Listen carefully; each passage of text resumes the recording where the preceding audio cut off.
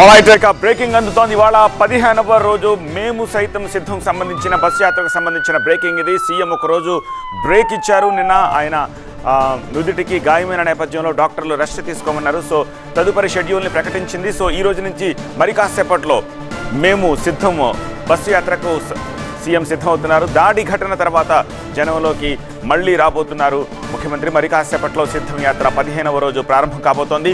మొన్న విజయవాడ సింగ్ నగర్లో దాడి ఘటన కారణంగా నిన్న యాత్రకు బ్రేక్ ఇచ్చిన విషయం తెలిసిందే. సో ఇవాటి నుంచి మళ్లీ జనంలోకి వెళుతున్నారు సీఎం జగన్. అయితే నిఘా వర్గాల సూచనల మేరకు సీఎం జగన్ భద్రతలో భారీగా మార్పులు చేశారు. సీఎంకు ఇప్పుడున్న భద్రతకు అదనంగా సెక్యూరిటీని పెంచినట్టు తెలుస్తోంది.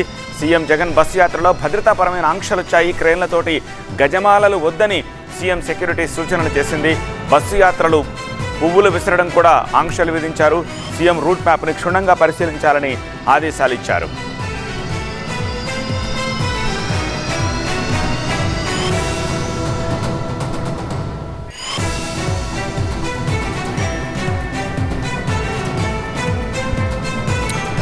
మరింత సమాచారం కోసం మా అసోసియేట్ ఎడిటర్ హసీనాని కాంటాక్ట్ చేద్దాం. హసీనా, సెక్యూరిటీ పరంగా ఇప్పుడు చోటు చేసుకున్న మార్పులు, ఇంతకు ముందున్న సెక్యూరిటీ సిస్టమ్, వీరన్నింటికి మధ్య అంతరం ఏముంది? అలాగే ఇవాల్టి టూర్ షెడ్యూల్ ఎలా ఉంది?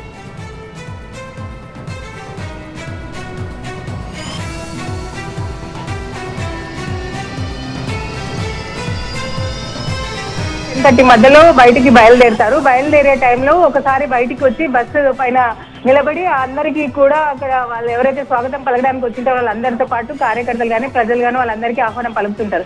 ఆ తర్వాత అక్కడి నుంచి బస్సు యాత్ర ముందుకు సాగే సమయంలో మధ్యలో గ్రూప్ ఆఫ్ పీపుల్ వచ్చి పెద్ద పూలమాలలతోటి వేయడానికి కూడా అలాంటి అరేంజ్మెంట్స్ కూడా జరుగుతూ ఉంటాయి. సో ఇవన్నీ అంటే పూలు కింద నుంచి పైకి పూలు చల్లుతుంటారు. ఇవన్నీ కూడా ఇప్పుడు బ్యాన్ చేశారు. ఇవన్నీ కూడా చేయడానికి వేయలేదు.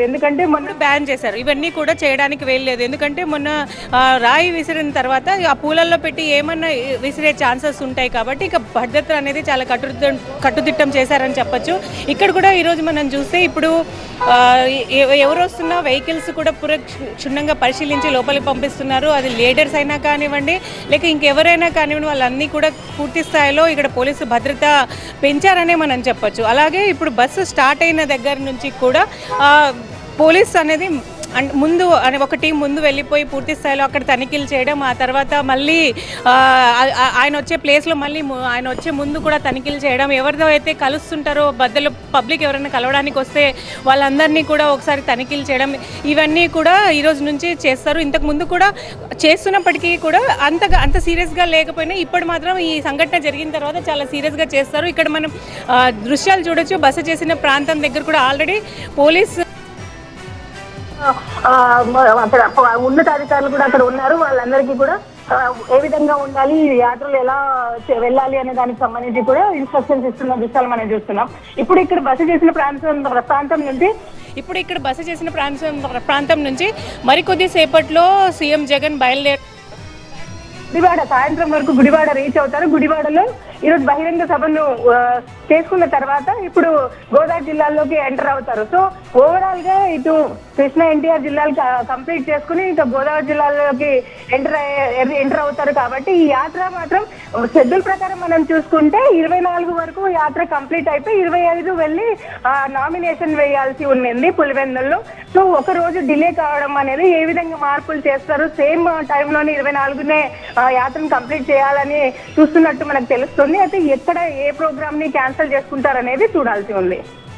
ఆల్రైట్, కృష్ణా ఎన్టీఆర్ ఈ రెండు జిల్లాల తర్వాత ఇవాళ గోదావరి జిల్లాల్లో, పశ్చిమ గోదావరి జిల్లాల్లోకి మేమంతా సిద్ధం బస్సు యాత్ర ప్రారంభమవుతుంది, ప్రవేశిస్తుంది. ఈ రాత్రికి పశ్చిమ గోదావరి జిల్లాలోని నారాయణపురంలో ఆయన బస చేస్తారు.